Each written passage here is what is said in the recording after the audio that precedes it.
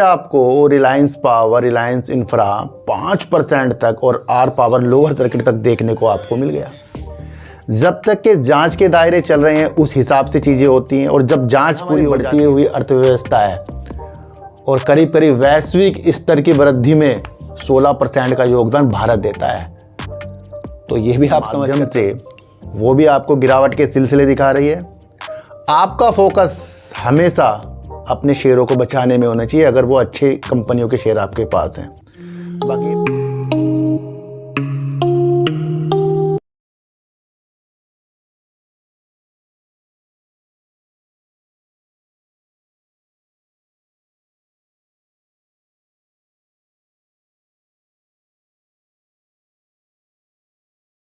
नमस्कार, मैं स्वागत करता हूं आपका अपने ही चैनल पर जिसका नाम है सार्थक। बाजार से ईडी ने अपनी जांच को किया और उसके बाद रिलायंस ग्रुप के 100 टॉप अधिकारियों ने आगे की समीक्षा में बताई। मैंने आपको उस दिन बताया था ये फ्यूचर की स्थितियां रिलायंस ग्रुप हमें दिखा रहा है, पर ईडी ने जो अपनी समीक्षा को पूरा किया है, जांच को पूरा किया है, भैया उसका भी तो कुछ निकल कर आना चाहिए ना कि वो क्या चीज़ें हैं या नहीं है। तो इस पर भी आपकी निगाह टिकी रहनी चाहिए। बीते दिनों की वीडियो में मैंने आपको बताया था। आज आपको रिलायंस पावर, रिलायंस इंफ्रा 5% तक और आर पावर लोअर सर्किट तक देखने को आपको मिल गया।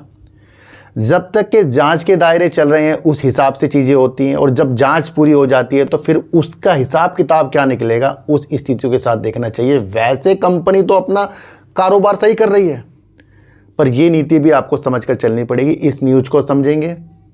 शुल्क की टेंशन से जो टैरिफ अमेरिका ने लगाया उससे भारतीय रुपया अपने निचले स्तर तक पहुंच गया, उस चीज को भी समझेंगे। दूसरा मैं आपको बता दूं, जिस तरीके से एफआईज अपनी निकासी कर रहे हैं शुल्क के माध्यम से, वो भी आपको गिरावट के सिलसिले दिखा रही है। आपका फोकस हमेशा अपने शेयरों को बचाने में होना चाहिए अगर वो अच्छे कंपनियों के शेयर आपके पास हैं। बाकी 10% हो या 30 हो या 10 हो, इससे तो सरकार निपटेगी। और क्या रूपरेखा सरकार बना रही है उसके बातचीत करेंगे। 2 टिप्पणी की गई है अमेरिका के द्वारा, यानी डोनाल्ड ट्रंप के द्वारा, और हमारे उद्योग मंत्री जो हैं पीयूष गोयल जी, उन्होंने क्या किया है उस स्थितियों को भी आप समझ कर चलेंगे।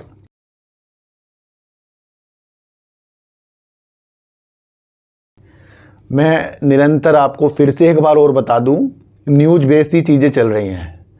ये अमेरिका वाली न्यूज़ ना हो, कोरोना वाली न्यूज़ ना हो, युद्ध वाली न्यूज़ ना हो, इसकी न्यूज़ ना हो, उसकी न्यूज़ ना हो, तो निरंतर आप देखना शेयर प्राइस जो है मूवमेंट करने में इंटरेस्ट नहीं लेगा, और ना आपको ना मुझे मज़ा आएगा, और ना कमाने वालों को मज़ा आएगा। क्योंकि इंट्राडे हो या फिर अलग नीतियाँ हो, वो भी कहीं न्यूज बेस बन जाती है कि अमेरिका का बाजार गिर गया तो भैया यहाँ की स्थितियाँ देख लेंगे, यहाँ कुछ हो गया तो उसकी स्थितियाँ देख लेंगे। इस अनुसार चीज़ें बाजार के अंदर वर्क करती है। इम्पोर्टेंट है आप अपडेट रहना, और अपडेट रहने का मतलब ये नहीं कि आपने कुछ सुन लिया भैया अब अपडेट हो गए, नहीं, उसको हमेशा याद करना। आज कोई भी कंपनी कुछ विस्तार की योजना आज बता रही है तो वो कल परसों महीनों के लिए बिल्कुल भी नहीं है। वो विस्तार की योजना है, उसमें सालों लग जाते हैं। तो वो स्थितियां मैं आपको पल पल बताकर चलाऊं। इसलिए अमेरिका ने ये कर दिया, उसने ये कर दिया, इससे थोड़ा सा ध्यान इन्वेस्टरों को हटाना पड़ता है। ये तो उनकी नीतियां हैं जो रोज़ की कमाने की स्थिति के साथ निकलते हैं। आपका उद्देश्य आपके पोर्टफोलियो के अंदर शेयरों के अंदर की स्थितियां, चाहे वो डिविडेंड के माध्यम, बोनस के माध्यम, या आप उसमें फ्यूचर देख रहे हो, फिर उसकी बैलेंस शीट को चेक कर रहे हो, वो आपका मैटर है। उसकी स्थितियां ऐसी ऐसी न्यूज़ के साथ बिल्कुल भी आपको ये अपना पोर्टफोलियो नहीं, इसको तबाह करना है ना भैया। 25 लग जाए, 30 लग जाए, शुल्क बता रहा हूँ, काम फिर भी होते रहेंगे। क्योंकि देश जो है ना, हमारी बढ़ती हुई अर्थव्यवस्था है और करीब करीब वैश्विक स्तर की वृद्धि में 16% का योगदान भारत देता है। तो ये भी आप समझ कर चल सकते हैं। इन सारी नीतियों से हमें देखने को क्या मिला है? हमें देखने को मिला है जो हमारा देश का रुपया है वो कमज़ोर हो गया है, और वो आपको पता ही है कि शुल्क की चिंता से नए निचले स्तर पर रुपया सितंबर तक 88 प्रति डॉलर पर पहुंचने का अंदेशा है। सितंबर महीने में 88 रुपये तक पहुंच जाएगा हमारा डॉलर। इस तरीके से आंकड़े हमारे सामने आ रहे हैं। जुलाई में डॉलर के मुकाबले रुपये में 2.09% की नरमी आई है, जो सितंबर 2022 के बाद में सबसे बड़ी मासिक गिरावट है। तो जब हमारे देश का रुपया कमज़ोर होता है तो कहीं ना कहीं इसके अंदेशे निगेटिव होते हैं, थोड़ा ये आप समझ कर चलना। डॉलर के मुकाबले रुपये आज 0.2% की गिरावट के साथ 87.60 रुपये के नए निचले स्तर पर बंद हुआ है। रुपये में ये गिरावट अमेरिका राष्ट्रपति डोनाल्ड ट्रंप द्वारा भारत पर 25% शुल्क के साथ रूस से तेल और हथियार खरीदने के लिए जुर्माना लगाने की घोषणा के कारण आई है। ये मैंने आपको कल भी बता दिया था। यह शुल्क 1 अगस्त से प्रभावी होगा। इसके अतिरिक्त विदेशी पोर्टफोलियो निवेशकों की ओर से लगातार की जा रही निकासी से भी रुपये पर असर पड़ा है। जुलाई में डॉलर के मुकाबले रुपये में 2.09% की नरमी आई है, जो सितंबर 2022 के बाद में इसकी सबसे बड़ी मासिक गिरावट है। दिन में कारोबार के दौरान रुपया डॉलर की तुलना में 87.75 के निचले स्तर पर पहुंच गया था। तो यहाँ पर हमें देखने को मिल रहा है इसी न्यूज़ का इफेक्ट है ये, जिससे डॉलर ऊपर और रुपया नीचे आ गया है। तो ये आप समझ कर चलना। दूसरी न्यूज़ को अगर हम पकड़ें तो अमेरिका के राष्ट्रपति डोनाल्ड ट्रंप द्वारा 1 अगस्त से भारत से आने वाले सामान पर 25% शुल्क और जुर्माना लगाने की घोषणा के एक दिन बाद आज टॉप सरकारी अधिकारियों ने आगे की रणनीतियों पर विचार विमर्श किया। इस बात पर व्यापक सहमति बनी कि इस चुनौती से निपटने के साथ साथ व्हाइट हाउस के साथ बहुस्तरीय बातचीत जारी रखी जाए। कितनी इंपॉर्टेंट चीज़ है। शुल्क तो लग गया, पर आगे की नीतियों के साथ फिर से बातचीत जारी रखने के लिए पॉजिटिव संकेत हैं।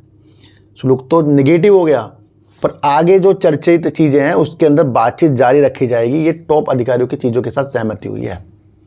तो समझो ये शुल्क आपको निगेटिव लग रहा होगा, है निगेटिव, पर जो शेयर बाज़ार के तिगड़म चीज़ों को समझने वाले होते हैं उनके लिए ये फ्यूचर की स्थितियों को मजबूत करने की स्थितियाँ होती हैं। ये आप समझ कर चलना। डोनाल्ड ट्रंप ने क्या टिप्पणी करी है, उस टिप्पणी को अगर हम समझें। मुझे परवाह नहीं कि भारत रूस के संग क्या करता है, वे अपनी मर्द अर्थव्यवस्थाओं को गर्त में ले जा सकते हैं, मुझे फ़र्क नहीं पड़ता। डोनाल्ड ट्रंप अमेरिका राष्ट्रपति। तो डोनाल्ड ट्रंप कह रहे भाई अमेरिका को कोई फ़र्क नहीं पड़ता, चाहे रूस भारत किसी तरीके से भी वर्क करें, है ना। तो वो अपनी स्थिति को क्लियर कर रहे हैं। और हमारे वाणिज्यिक मंत्री और हमारे पीयूष गोयल जी उद्योग मंत्री हैं, उन्होंने क्या कहा है, भारत दुनिया की सबसे तेज़ी से बढ़ती अर्थव्यवस्था है जिसका वैश्विक वृद्धि में करीब 16% का योगदान है। ये मुंह तोड़ जवाब है कि भारत तेज़ी से बढ़ती अर्थव्यवस्था है। तो हमें क्या देखना है, हमें अपने भारत की अर्थव्यवस्था को देखना है जो 16% तक वैश्विक वृद्धि में अपना योगदान प्रदान करती है और आगे बढ़ेगी। तो ये 25% से भारत घबराने वाला नहीं है। नीतियों को समझो, पर ये जो चीज़ें हैं ये निरंतर वजूदों के साथ आगे आती रहेंगी। ये आप समझ कर चलना ना। कैसे है कि कल को कोई टिप्पणी हो जाएगी, कल को वो टिप्पणी, कल को वो देश, ये चीज़ें चलती जाएंगी।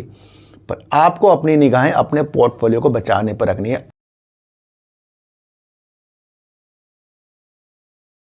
अब बात करेंगे अनिल अंबानी जी की। बड़ी भयंकर न्यूज़ निकल कर आ रही है और ये भयंकर न्यूज़ काफ़ी दिनों से चल रही थी, तो इसका कुछ ना कुछ तो निकल कर आना ही था।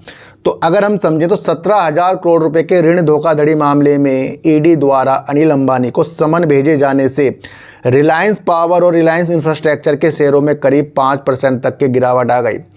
ईडी द्वारा रिलायंस ग्रुप के अध्यक्ष और प्रबंध निदेशक अनिल अंबानी को कथित 17,000 करोड़ रुपए के ऋण धोखाधड़ी मामले में पूछताछ के लिए बुलाए जाने के बाद शुक्रवार को रिलायंस पावर और रिलायंस इंफ्रास्ट्रक्चर के शेयरों में 4.9% तक की गिरावट आ गई। बीएसई पर रिलायंस पावर के शेयर 4.16% गिरकर 50.65 रुपये के दिन के निचले स्तर पर आ गए। करीब लोअर सर्किट की स्थितियाँ देख रही हैं।